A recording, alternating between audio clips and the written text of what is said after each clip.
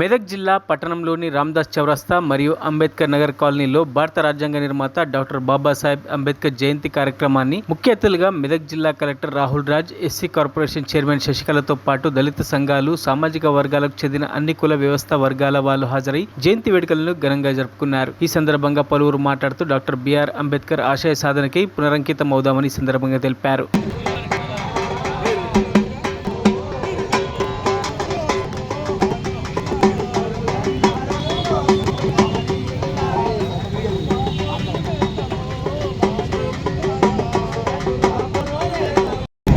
Celebrate చేసుకుంటాం. మరి ఏదైతే రాజ్యాంగ నిర్మాతగా మన అందరం కొలుస్తూ ఉంటామో, మరి ఆ రాజ్యాంగం నిర్మించి 75 ఏళ్ళు పూర్తి చేసుకున్న తరుణంలో మరి ఈ సంవత్సరం 135వ జయంతి మనము డాక్టర్ బాబాసాహెబ్ అంబేద్కర్ జరుపుకోవడం చాలా ప్రత్యేకమైంది. సో మనమందరం చాలామంది ఇక్కడ ఉన్న వాళ్ళు ఎవరు కూడా మరి బాబాసాహెబ్ బతుకున్నప్పుడు ఎప్పుడు కూడా ఎవరు కూడా లేరు. మరి లేకపోయినా ఆయన మనం ప్రత్యక్షంగా చూడకపోయినా కానీ సో ఆయన ఏ విలువలకైతే కట్టుబడి ఉన్నారో, ఏ అణగాలిన వర్గాలు, బడుగు బలహీన వర్గాలు అందరూ కూడా అభ్యున్నతి చెందాలి, అందరూ కూడా అభివృద్ధి చెందాలి, విద్యా రంగంలో కానివ్వండి, అభ్యున్నతి రంగంలో కానివ్వండి, వాళ్ళందరూ కూడా అభివృద్ధి చెందాలని ఏదైతే పాటుపడినారో మరి ఆయన కృషి మొత్తం కూడా మనం రాజ్యాంగంలో ఉన్న ఆర్టికల్స్లో అన్నింటిలో కూడా మనం చూస్తూ ఉంటాము. సో ఆయన మనతోని ఇప్పుడు లేకపోయినా కానీ ఆయన ఏ విలువలకు కట్టుబడి, ఏ సమానత్వానికి కట్టుబడి అందరూ అభివృద్ధి చెందాలి, ఎస్పెషల్లీ మహిళలు కూడా అభివృద్ధి చెందాలి, ఏ రిలీజన్లో ఉన్న, ఏ కాస్ట్లో ఉన్నా కానీ మహిళలందరూ కూడా అభివృద్ధి చెందాలి, అదేవిధంగా బడుగు బలిన వర్గాలందరూ కూడా అభివృద్ధి చెందాలనేసి పాటుపడినలో అవి ఒక్కొక్కటి మనం ఆర్టికల్స్ అన్నింటిలో కూడా రాజ్యాంగాలు మనం చూస్తూ ఉంటాం. సో వాటిని అన్నింటినీ చూసినప్పుడు కూడా ఆయన ఏ ఆశయాలతో ముందుకు పోయినాడో ఒకసారి మళ్ళీ స్మరించుకోవాల్సిన అవసరం ఉంది. మరి ఈరోజు 135వ జయంతి మరి తెలంగాణ రాష్ట్ర ప్రభుత్వం మొత్తము మన అన్ని జిల్లాలలో, అన్ని మండలాల్లో కూడా పెద్ద ఎత్తున మనము అంబేద్కర్ జయంతిని సెలబ్రేట్ చేసుకుంటా ఉన్నాం. మరొకసారి జిల్లా ప్రజలందరూ కూడా డాక్టర్ బాబాసాహెబ్ భీమ్రావ్ అంబేద్కర్ గారి జయంతి శుభాకాంక్షలు తెలుపుతూ మరి ఆయన ఏ విలువలకైతే కట్టుబడి ఉన్నారో సో ఆ విలువలను మనం పాటించుకుంటూ సో ఆయన జీవితాన్ని మనం ఒక ఇన్స్పిరేషన్గా తీసుకొని ఇప్పుడున్న జనరేషన్స్, నెక్స్ట్ రాబోయే తరాలందరికీ కూడా ఆయన ఒక ఇన్స్పిరేషన్గా సో ఎప్పటికీ కూడా నిలిచిపోతారు. సో ఆయనని ఇన్స్పిరేషన్గా తీసుకొని ఈ సమాజంలో ఉన్న హెచ్చుతగులు, సో సమానంలో ఉన్న డిస్క్రిమినేషన్ కానివ్వండి, సో వివక్ష కానివ్వండి, సో అసమానతలు కానివ్వండి, ఇవన్నీ కూడా రూపుమాపడానికి సో మనందరం కూడా కంకణం బిగించి మరి ప్రతి ఒక్కరు కూడా కృషి చేసి సో సమానత్వంని, సో నవ సమాజ నిర్మాణానికి మనము ముందుకు రావాల్సిన అవసరం ఉంది.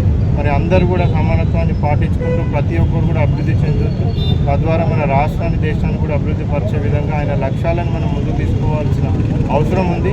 నేటి జనరేషన్, నెక్స్ట్ రేపు రాబోయే జనరేషన్ అందరికీ కూడా స్ఫూర్తిదాయకంగా ఆయన ఎప్పుడు కూడా చిరస్మరణీయంగా మన రాజ్యాంగం ఎప్పటి వరకు అయితే దేశంలో ప్రపంచ మేధావి, మహాజ్ఞాని, మరి భారతదేశంలో పుట్టి మన భారతదేశం యొక్క ఖ్యాతిని విశ్వాంతరాలకు వ్యాప్తి చేసిన మహాజ్ఞాని, గొప్ప మేధావి డాక్టర్ బాబాసాహెబ్ అంబేద్కర్ గారి జయంతిని పురస్కరించుకొని మనం ఇక్కడ సమావేశం కావడం జరిగింది.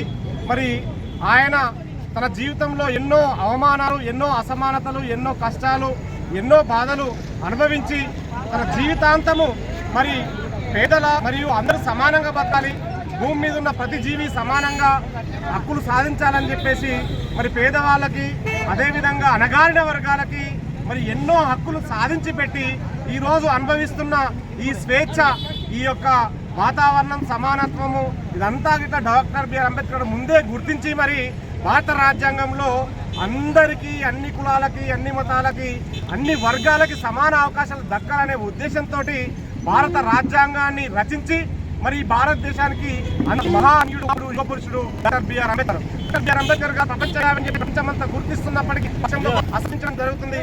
కానీ సూర్యుని ఆపలేరు, ఆ వెలుగుని ఎవరు ఆపలేరు. డాక్టర్ బిఆర్ అంబేద్కర్ ఆయన పంచిన జ్ఞానాన్ని మరి ప్రపంచమంతా గుర్తిస్తుంది.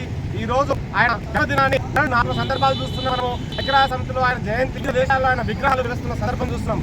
ఎందుకంటే దేశంలో ఉన్న జీవి, ప్రతి మనిషి, ప్రతి సమాన హక్కులు ఉండాలని చెప్పి కోరుకున్న మహాని తన జీవనం ఎంతో లాస్ అవుతూ, తను ఎన్నో ఫ్యామిలీకి దూరం అవుతూ, తన పిల్లలు చనిపోతున్నా, తన భార్యకి హెల్త్ బాగాలేకున్నా కానీ కుటుంబాన్ని, పిల్లలని లెక్క చేయకుండా మరి భారతదేశంలో ఉండే ప్రతి ఒక్క పిల్లలే పేర్కొని అందరూ నాకట్లో పుట్టిపేసి అందరూ సమాజాన్ని వెలుగులోకి తీసుకురావాలని నిరంతరం పరితపించి మరి అందరి అభివృద్ధి కోసం చేసిన డాక్టర్ ఈరోజు మరి బిఆర్ అంబేద్కర్ జన్మదిన సందర్భంగా ఇలా రాష్ట్ర ప్రభుత్వము రేవంత్ రెడ్డిని ఇలా కృతజ్ఞతలు తెలుపుతా ఉన్నాం.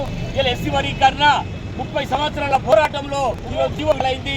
అదే ఈరోజు మనకు ఒక గొప్ప అని చెప్పుకోవచ్చు.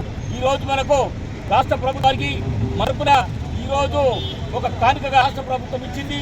అప్పుడే సమానత ఉండాలన్నటువంటి రాజ్యాంగంలో నిర్మించినటువంటి బాబాసాహెబ్ అంబేద్కర్ గారు మరి అదేవిధంగా చిన్న రాష్ట్రాలైతేనే అభివృద్ధి చెందుతున్నటువంటి విషయము, విద్యాభ్యాసము, విద్య అనేది గొప్పది, గొప్ప సంపద అని నినదించారు. కాబట్టి పిల్లలందరూ కూడా చదువుకోవాలి, పిల్లలందరూ కూడా విద్యావృత్తి. అందరికీ అంబేద్కర్ జయంతి ఉత్సవ శుభాకాంక్షలు. డాక్టర్ బిఆర్ అంబేద్కర్ ఈ దేశంలో, భారతదేశంలో అన్ని ప్రాంతాల ప్రేమకు నోసుకొని వారు చేసిన త్యాగ ఫలాలకు, వారు దేశానికి చేసిన సేవకు మరి ప్రతి గ్రామంలో అంబేద్కర్ స్టాచ్యూతో దేశమంతా వర్ధిల్లుతుంది. మరి రోజు రోజుకు కూడా ప్రతి కాలనీలో అంబేద్కర్ విగ్రహము, అంబేద్కర్ యూత్, అంబేద్కర్ ఆశయాల కొరకు అన్ని యూనివర్సిటీల్లో రీసెర్చ్లు నడుస్తూ ఉన్నాయి. మన మెదక్ పట్టణానికి వస్తే మరి ఈ యొక్క కాలనీ పేరే అంబేద్కర్ కాలనీ. మరి ప్రభుత్వము అక్కడ బస్ స్టాండ్ వద్ద అక్కడ ఉన్నటువంటి వ్యక్తులకు ఇక్కడ ఒక రూమ్స్ అలాట్ చేసి ఈ కాలనీ నిర్మించడం జరిగింది. ఇక్కడ ఏం జరుగుతుందంటే మనము చూసిన కాడికి, మనం గమనించిన కాడికి అక్కడ ఉన్నప్పుడు ప్రతి ఇంటికి 2 ఎకరాల పొలం ఉంది. ఇక్కడ కాలనీ వాసులందరికీ, ఇక్కడ అందరికి కూడా. కానీ అక్కడ ఒరిజినల్ మంచి ఇల్లు వదిలిపెట్టేసి ఇక్కడ వచ్చేప్పుడు అది కమర్షియల్ ఏరియా అయిపోయింది, ఇది నాన్ కమర్షియల్ ఏరియా మామూలు అయిపోయింది. మరి అప్పుడు 2 ఎకరాలు ఉన్నోళ్ళు మన 3 ఎకరాలు అయ్యిరా అంటే ఆ 2 ఎకరాలు ఓళ్ళ దగ్గర ఇవాళ కనిపిస్తలేవు. మనము ఆర్థికంగా ఉన్నత స్థాయికి చేరాలంటే ఆర్థిక క్రమశిక్షణ పాటించాలి. అంబేద్కర్ ఆశయం ఏంటంటే సమానత్వము సాధించాలి, ఆర్థిక సమానత్వం కూడా రావాలనే ఉద్దేశం అన్నది ఉండే మనం ఈ యొక్క కమర్షియల్ రోజులల్లా మనం అందరం కూడా ఆర్థిక క్రమశిక్షణ పాటించి మన మిగతా వారి వరకు మనం మాదిరిగా ప్రాపర్టీస్ను పెంచుకోవాలి. ఒక సందర్భంలో కంచె ఐలయ్య విమర్శించాడు, మరి రోడ్ సైడ్ ప్రాపర్టీస్ అనే ఒక వర్గం వారికి ఆ విధంగా రాజ్యాంగాన్ని రూపొందించి ఈరోజు మంచి రాజ్యాంగాన్ని ఇచ్చింది. ఈరోజు రాజ్యాంగాన్ని కొన్ని శక్తులు మార్చాలని చూస్తున్నాయి. అది మనం ఎస్సీ ఎస్టీ బీసీ సామాజిక వర్గాలు రాజ్యాంగాన్ని మార్చలేదు. మార్చితే మన పరిస్థితి మళ్ళీ మూతికి ముంత, ముడ్డికి చీపు, ఇది ఉండే పరిస్థితి చాలా వరకు. అది మళ్ళీ ముంగడికి వస్తుంది. పూలే ఈ దేశంలో సావిత్రిబాయి పూలే ఒక రకమైనటువంటి చరిత్రను తీసుకొచ్చారు. తర్వాత అంబేద్కర్ పుట్టారు. పూలే 18 చచ్చిపోతే అంబేద్కర్ 91లో పుట్టాడు. పూలే యొక్క అది వారసత్వం కానీ అది అనుకోవాలి మనము. కాబట్టి అంబేద్కర్ చచ్చిపోయాక కాళీశ్రామ్ పుట్టిండు. కాళీశ్రామ్ చచ్చిపోయాక ఈ దేశంలో కుల వ్యవస్థగా ఎస్సీ బీసీలను రాజ్యాంగంకి తీసుకున్నట్టు అది లేదు. కాబట్టి యూత్ ఇప్పుడు ఉన్న పిల్లలంతా అంబేద్కర్ను చదవాలి. బయట పెట్రోల్ వేసుకొని బయట గురుగులను తిరుగుడు అవి ఇవి కాదు, జైభీం చెప్పుడు కాదు, అంబేద్కర్ ఆశయాలు తీసుకోవడం కాదు. అంబేద్కర్ ఆశయాలు తీసుకోవడం చాలా అవి మామూలు విషయం కాదు. అవి రోజు జైభీం చెప్తే ఆశయాలు వర్దిలాలి, అమాసపూర్ణము చెప్తే కాదు, ఆయన ఆశయాలు వర్దిలాలి. ఆ సిద్ధాంతాలు తీసుకోవాలంటే అంబేద్కర్ పుస్తకాలు చదవాలి. నన్ను చదవండి, నా విగ్రహాలకు దండలు వేయకూడదు బాబు అని చెప్పి పెద్ద మనిషి పుస్తకాలు వస్తున్నాయని చదవాలంటే మన జీవితకాలం సరిపోదు. నిజంగా చెప్తున్నాను, నేను చాలా పుస్తకాలు తీసుకొచ్చుకున్నాను. నా ఇంట్లో దాదాపు 2,000-3,000 పుస్తకాలు ఉన్నాయి. నా పుస్తకాలు చదువుతుంటే నా జీవితకాలం సరిపోదేమో, నేను చనిపోయేంత వరకు నా పుస్తకాలు చదవలేమో అనిపిస్తుంది నాకు. కాబట్టి మీదకి ఒకటి ఏంటంటే విన్నప్పుడు పుస్తకాలు చదవాలి. రాజ్యాంగం ద్వారా మనకు ప్రసాదించిన హక్కులు. ఆ రోజు ఒకటి అంటాడు, రాజ్యాంగాన్ని ఇచ్చేటప్పుడు ఏమంటాడు, ఈ దేశంలో సమాన హక్కు ఇస్తున్నా కానీ రాజకీయంగా కూడా అందరికీ సమానత్వం ఇస్తున్నా కానీ ఈ కులం అనేటువంటిది పోయేదా ఈ దేశంలో సమానత్వం కాదు. సేవ ఉంటుంది, అందరికీ ఒకే హక్కు ఉంటుంది. కానీ ఈ కుల వ్యవస్థ పోయేదాకా ఈ దేశంలో సమానత్వం కాదు. దానికోసం పోరాటం చేయండి అని చెప్పేసి అంటాడు అంబేద్కర్ గారు. మరిన్ని అప్డేట్స్ కోసం మా ఛానల్ని సబ్స్క్రైబ్ చేయండి.